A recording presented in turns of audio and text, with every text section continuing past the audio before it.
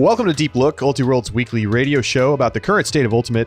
I am the host and editor, Charlie Eisenhood. Joining me is Ultiworld's senior editor, Keith Raynor.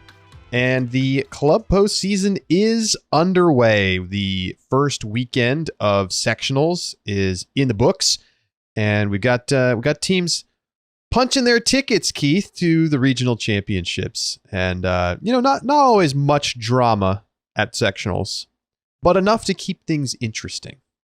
There's a little bit of spice layered in, as you mentioned, but like much of the club regular season, there is a lack of a vacuum for like really impactful, important feeling Ultimate. But there is this, group of teams at the margin who, for them, this is an important part of their year. They've been trying to work to this point to get to regionals. I think that number is dramatically lower than it is in college, where 70% of teams, like their season is defined by how they perform at conferences or something like that. I don't know. Maybe it might be smaller than that, 50%, something like that. In club, it's a really small group that's like, okay, our goal this year is to make regionals. So it's a weird thing to look at, but we never know exactly how much to make of the results. And every year we go through this process of, okay, so-and-so beat so-and-so at sectionals. What does it mean? And then in this one example, you write it off, and this other example, you don't. And then by the time you come to regionals, some of those results really did prove to be indicative. Well, let's take a look at some of the notable upsets and happenings at the first weekend of sectionals. We'll start in the Southwest, where San Francisco Classy, semifinalist at the Pro Championships, I will add, finishes fourth. They lose to Polar Bears and Mischief, who are seated and ranked ahead of them. That's no surprise. But they also lose to Sacramento Tower Ultimate, a team that I have never heard about before. So shout out to Sacramento Tower Ultimate for knocking off San Francisco Classy, and they get the 3 spot out of the NorCal section. I have very little knowledge of Sacramento Ultimate. I mean, they were the 7th seed overall at the tournament, so Classy was not the only team that Tower upset along the way to a pretty successful weekend, I guess. And yeah, I mean, transitive property here about how they stack up with a Classy team that, like you mentioned, had some nice results at the Pro Championships, which is like one of the most competitive tournaments you'll find around. So, and Classy looked pretty legitimate on, when watching them in person. It wasn't like they were scrubs or anything. I mean, they looked the part. So, gotta be a nice performance for Tower, and a rare claim to fame for Sacramento. Yeah, I will note Sacramento Tower did not actually play Classy. Classy lost in the second place bracket to BW Ultimate 11-9. Sacramento then beat BW Ultimate 11-8 before losing to Mischief in the second place game 11-7. Were all these games to 11? No, I think they just got capped. Okay. So yeah, shout out to Sacramento. And elsewhere, some other upsets. We had Sprout, the men's team in the Northeast, losing to Tire Biz Frizz, who to this point I thought was just a Twitter account, but it turns out they're actually a good team. Oh, they're definitely going to tweet about that. So they upset Sprout, which is pretty surprising. I mean, I take a lot of sectionals results with a grain of salt, Keith. Sub-Zero lost to Mad Men. They did the same thing last year, and then Sub was able to go to Nationals. Now, this Sub-Zero team is not as good as last year's team, so perhaps this is a positive omen for this Mad Men team that could take the bid out of the North Central. But Tire Biz Frizz, what's up with this?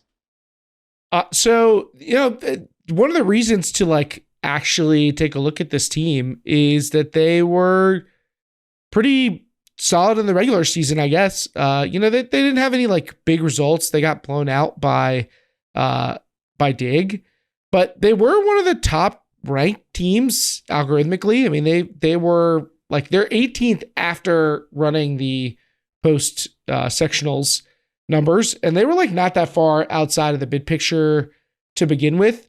And yeah, I think that they've gained some notoriety for being vocal on Twitter which is its own thing. But it looks like they've got the goods on the field.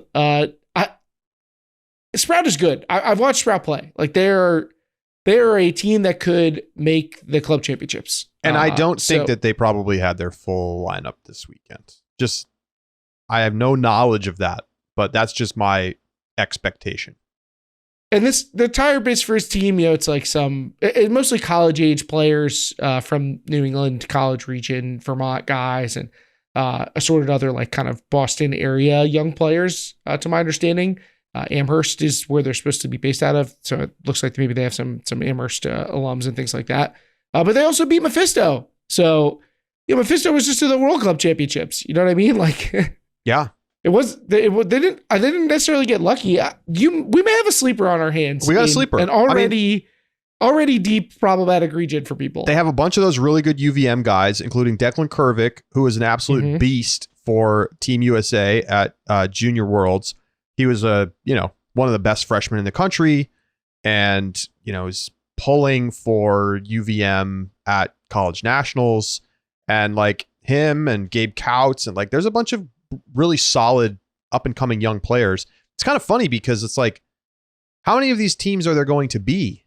The Northeast I feel like is packed with these college age teams. Like Sprout basically peeled off a bunch of those young players from UMass to kind of pull some of the talent off Dig.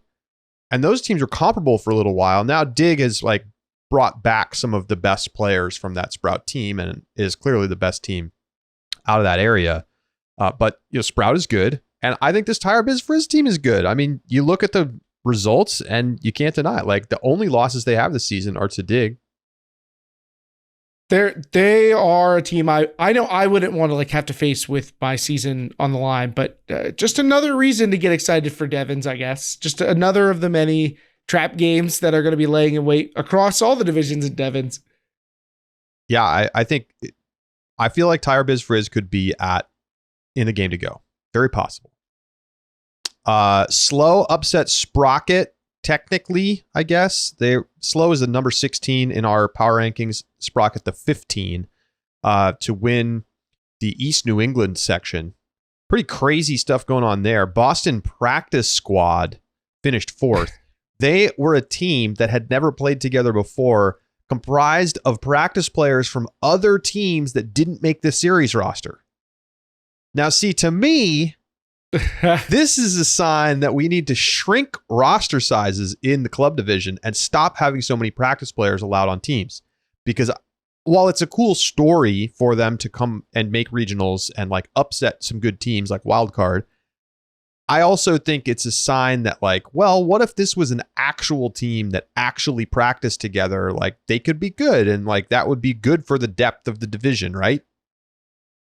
You would think. I mean, I feel like I was a vocal forerunner of this many years ago, and we got shouted down by club players who, I mean, I get it. There are plenty of pros to having big rosters. Like I get how they help teams, and we particularly had some folks from like the Southeast who were like, you try having a hot practice weekend and playing in a tournament with 18 people or 20 people when it's incredibly hot and humid, when your dew point's way up there for our dew point fans.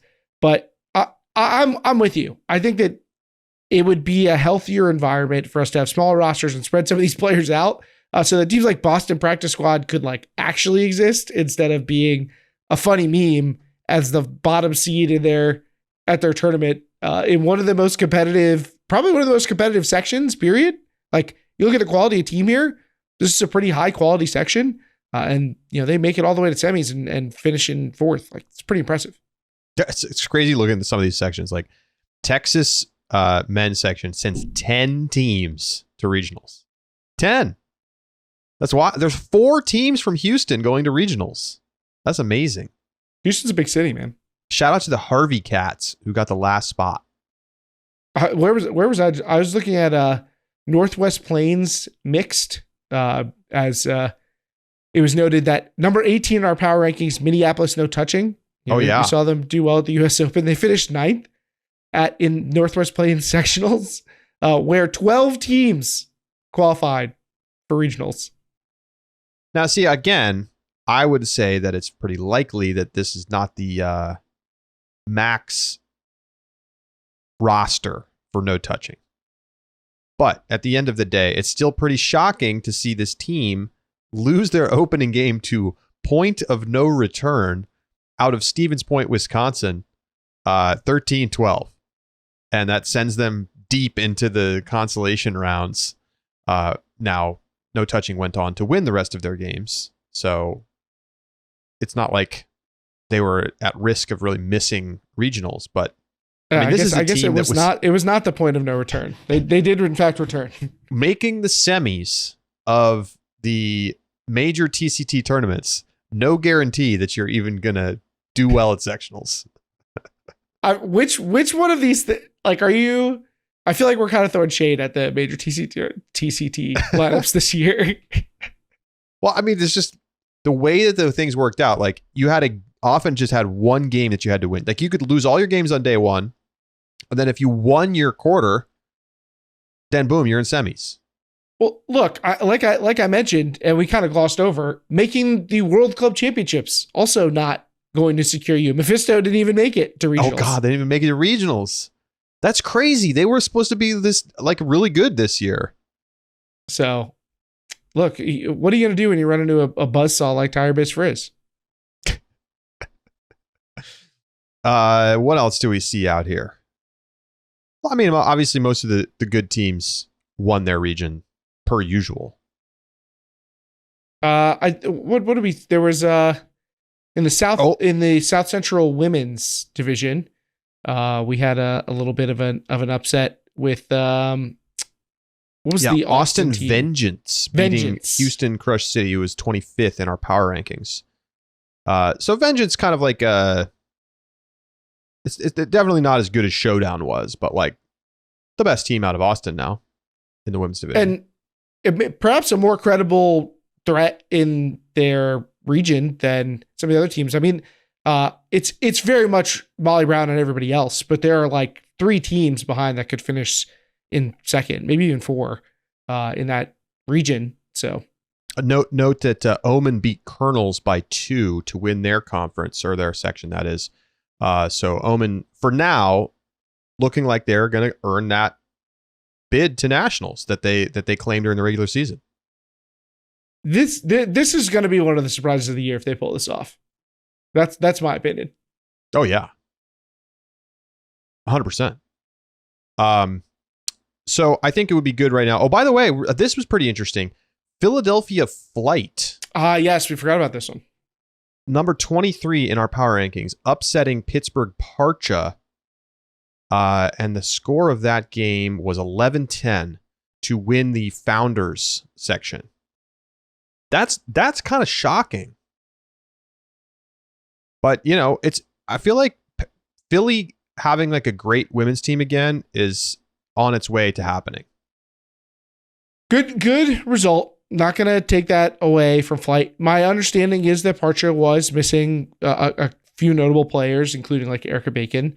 So, I wouldn't write them off or anything yet. But I do think you can sit there and say, hey, Flight put up a good result and they went undefeated. They did the other parts of the job, as in beating the other teams that were at the tournament handily. So, Flight, they got a shot. They got a shot. I am very curious. I'm kind of waiting for this team to really see that growth that you're looking for from the Philadelphia scene. And, their regular season they didn't really get to play anybody. So hard to say what they're going to do. Maybe they're going to be better than we thought by the time they get into regional competition. I mean, I don't think they're going to make nationals, but I think that this is a good foundation for moving forward, and getting a win like that, even against a shorter-handed Parcha team. It's a good win. Good win. But yes, definitely take everything with a grain of salt. Sectionals weekend, 100%. All right, we're going to take a little quick break here. When we come back, we're going to talk about our surprises and disappointments in the top 25 as we start to get ready for regionals coming up in a couple weeks. So don't go anywhere. You're listening to Deep Look.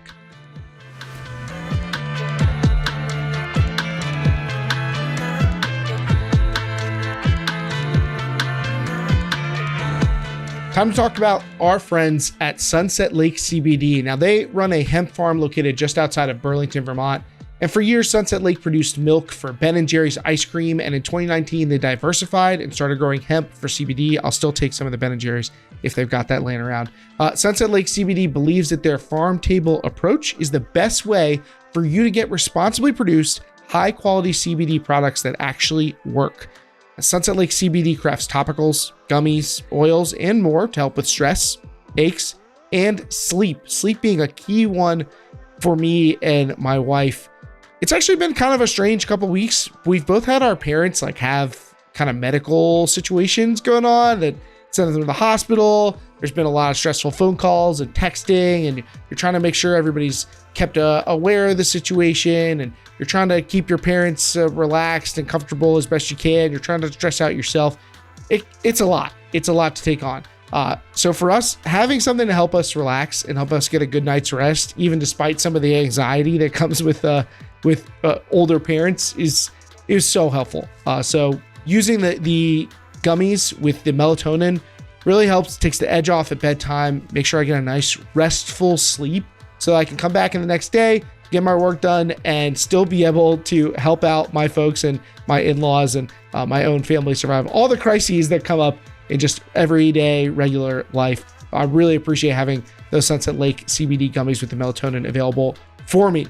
Now, if you want to take advantage of Sunset Lake CBD's great products, you can go to sunsetlakecbd.com and use the coupon code DEEPLOOK. That's one word, DEEPLOOK, for 20% off all products. Sunset Lake CBD, farmer-owned, Vermont-grown.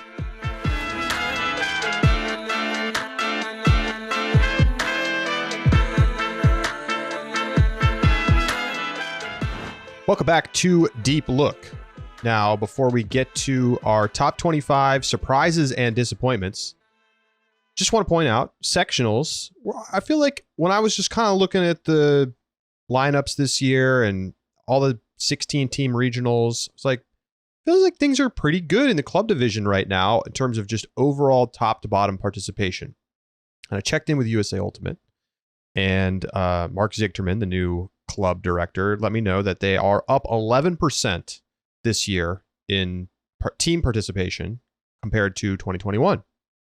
So that's good to see. And I'm happy to see that the club division is fighting its way back towards 2019 levels. Now, I'm told that they're not back there yet, Keith, but considering the pandemic literally sent everything to zero, it's good to see that participation is picking back up in a meaningful way. It is absolutely good to see that. And it feels that way. It feels like regionals were a little more, or sectionals, were a little more full this season than they were last, which is something to monitor. I think this is one of those things that nobody really pays attention to until it's a problem, except for random people like us and people in governance. It's not until like the building's on fire that anybody's like, okay, we might have to do something about this. But we're looking at, the electrical wiring that's going to cause the fire first, trying to figure out, is the sport in a healthy place? And I think club participation is probably a pretty good barometer of how Ultimate is from a physical standpoint. Is it working? Are we getting people interested in playing? And so it's good to sound 11% is a nice increase. You'd love to see to get to 2019. We'd love to see continued growth, but it's understandable why club took a step back. And it is plausible that it wasn't going to. It was plausible to feel like there wasn't a great incentive to play club. There's all these other alternative opportunities to play. There are people who left club during the pandemic when they discovered other things they want to do with their life, or changed their priorities, or aged out, any of those types of things. So this 11% number is a good report to get. Yes, it is. I think when you think about it long term, right? If you could get 10-ish% growth per year, you're going to be in great shape. Now, I don't know if it's realistic to expect that, and I think that there's things that need to happen in order to facilitate that kind of growth. But in an investment portfolio, if you can get 10% per year, you're going to be rich in 20 years. And I think you can think about it in a similar way for Ultimate. Now, I don't know if we have the capacity to grow at 10% per year for a long time. And certainly we're still getting some snapback growth from the lows of the pandemic. Like a bunch of people who didn't play last season decided to come back and play club this year. And let's be honest, we're also still not fully back in club. Like a lot of teams are skipping TCT events. We're not seeing the same kind of participation across the course of the regular season. And I think we need to maybe reframe what club season looks like. But, you know, that's been overdue anyway. But in terms of overall people playing Club Ultimate and going to sectionals, not only is that good because it shows a sign of a healthy sport, it also means that USA Ultimate can like start hiring people again after having to cut, I don't know, 20% of their staff, you know, either mostly through just people leaving and not refilling their positions. And now they're going to, I mean, I know they literally just today posted for a new person in their communications department. And I think we can all agree that they need that. Money makes the world go round, man. And people complain about USAU fairly and unfairly all the time, but we know that they're going to need revenue to help grow the sport. Like there's no ifs, ands, or buts, no way around this fact. So we all should be glad that they are getting the revenue that they can help direct into the growth of the sport and the health of the sport. And then we can argue about where that money needs to go, but they're going to need it before we get into all the other parts of this. All right, Keith, I'm going to hit you with some couple questions here. All right. As we look at these top 25 rankings as they stand here, heading into almost regionals, not quite. We got one more weekend of sectionals, and then we'll get on to regionals, and we'll preview everything next week. Bigger surprise, San Diego Flipside at number 2 in the rankings in the women's division, or Boston Brute Squad down at number 8. Interesting. Brute Squad came into the year at number 4. And this is after the World Ultimate Club Championships, and Flipside debuted at number 6. I think I was a little more skeptical of Flipside than the average person, but I think Brute Squad falling all the way to 8 is a bigger surprise to me.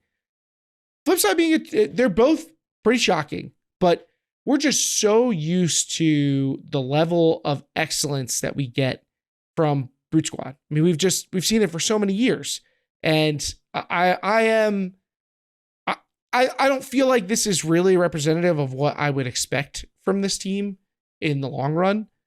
So I think that Brute Squad will outperform 8. I don't think that they will finish the year at 8. I think they're coming off a bad weekend, so I think that colors this. But the fact that they could even go that low, I mean, this was a team we were still, and maybe some people still are, we're kind of penciling in for another semifinals berth, right? They're expected to compete for a title. And you just don't see teams like that fall near the borderline of the top 10 very frequently, especially not in the women's division. It's true. I'm going to ask a question to myself, and then I'll get your take on it too, Keith. Bigger surprise, Truck Stop getting to number 1 after an unbelievable season, winning both the US Open and the Pro Championships, or Sockeye finishing the regular season at number 8. I think the bigger surprise is Truck here. I think Truck, I mean, I was kind of low on Truck. Now, obviously, I was terribly wrong, but I felt like we'd started to see them look like some of their key contributors were getting a little too old. They were not quite as sharp as they'd been in years past. But what they've done is just remarkable. I mean, they've given the keys to the offense to the young guys plus Rowan. And I feel like we're seeing top level seasons from multiple players on the team. Like I've never seen Christian Boxley playing better. Tyler Monroe continues to play at a super high level. I've been so incredibly impressed with the play of Cole Jurek and Andrew Roy, new additions. And I'm very impressed, and I'm surprised about how well they've performed so far.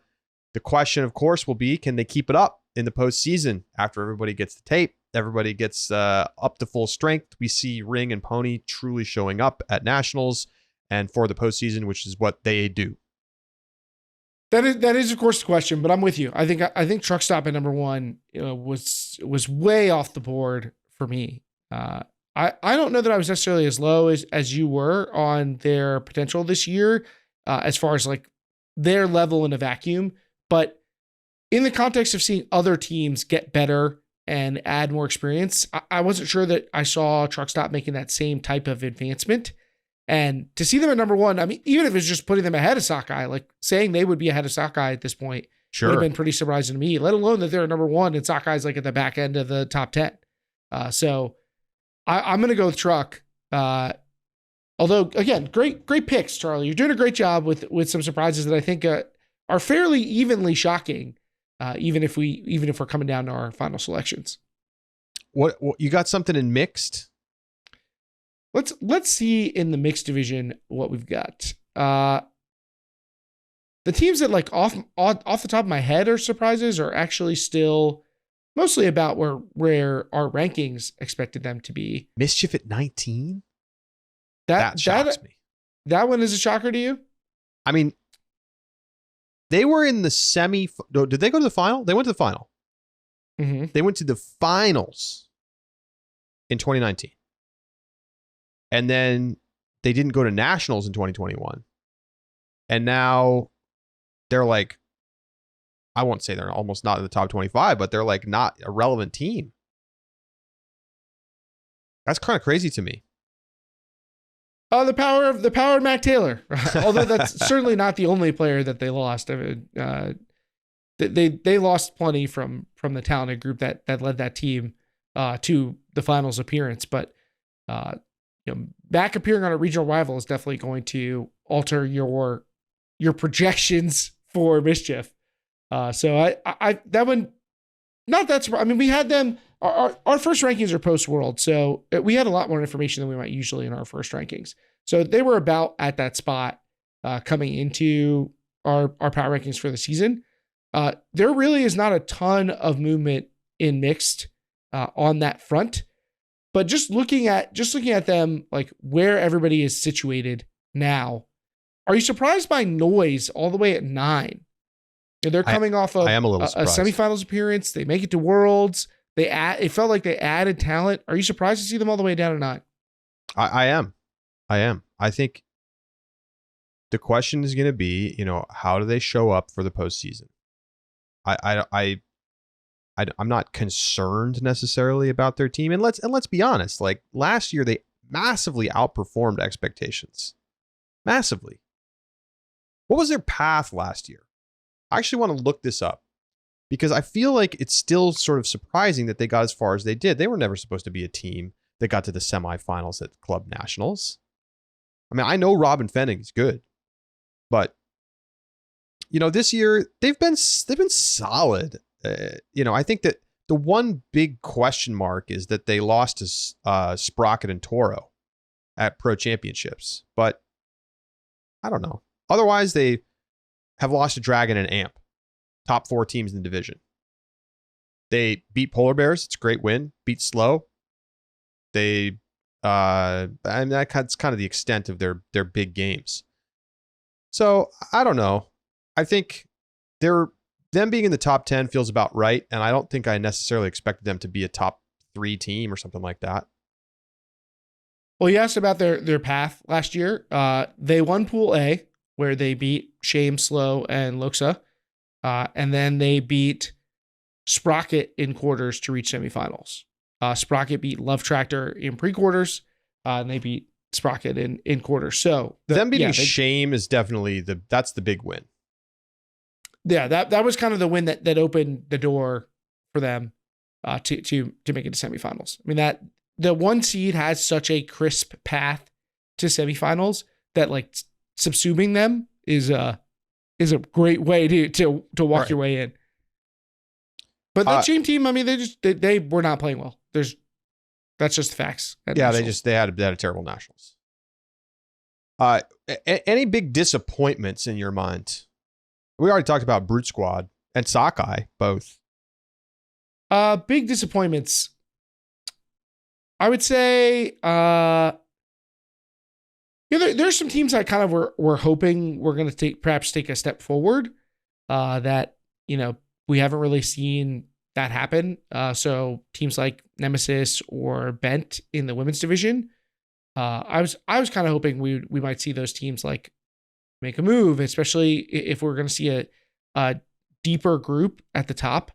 But that hasn't really happened, sadly. So Chain Lightning for me is one where I'm like, really? Oh, I thought you guys were gonna take the next step, and it feels like if anything, they've gone a step backwards. They still feel like, I guess they feel like they have the potential. They do. To me, they do. But you're right that we haven't really seen them capitalize on that potential very much. Yeah, I mean, they've had some good games, but they've also had a lot of losses. Played a lot of close games at US Open. And, close loss to Truck twice. Those look a lot better in retrospect, They also lost to Dig. It's not a terrible loss, but they barely beat Temper. They did get the win over Machine. It's a solid one. But they lost to Raleigh-Durham United. Twice to Ring. I don't know.